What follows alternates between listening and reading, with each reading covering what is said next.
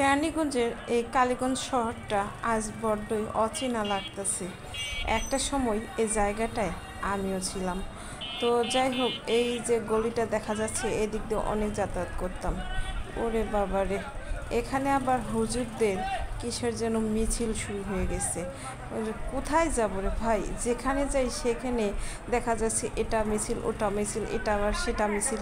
এগুলান পেরিয়ে যাইতে যাইতে আমাদের 12টা বেজে যায়। তো এটা কোনো কথা হলো? এখন কোনো কিছু করার নেই, বাংলাদেশ বলে কথা, আমাদেরকে তো এটা মেনে নিতেই হবে। এর ভিতর দিয়ে আমাদেরকে এগিয়ে যেতে হবে। ধৈর্য এবং অসীম ক্ষমতা আল্লাহ পাক বাংলাদেশের মানুষকে অনেক অনেক দিয়েছে, যার কারণে বাংলাদেশের মানুষ সব কিছুর সঙ্গে সহজে মানিয়ে গুছিয়ে সামনের দিকে এগোতে পারে। এটাই হচ্ছে সব থেকে আল্লাহর কাছে বড় পাওয়া, আর তাছাড়া কিছুই নেই। তো যাই হোক, তারপরে দেখা যাচ্ছে যে আমি যেটা বলতেছিলাম যে এই শহরটা আমার কাছে এখন বড্ডই অচেনা লাগতেছে।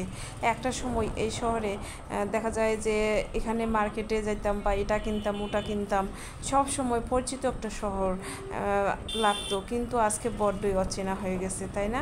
কারণটা এটাই, আমরা যখন যে জায়গায় আমরা থাকি, যে পাত্রে ভর দেই সেইটাকে নিজের মনে হয়ে যায়, আর যেখান থেকে আমরা একবার উঠে অন্যদিকে যাই সেটা পর হয়ে যায়। এটাই বাস্তব রে ভাই।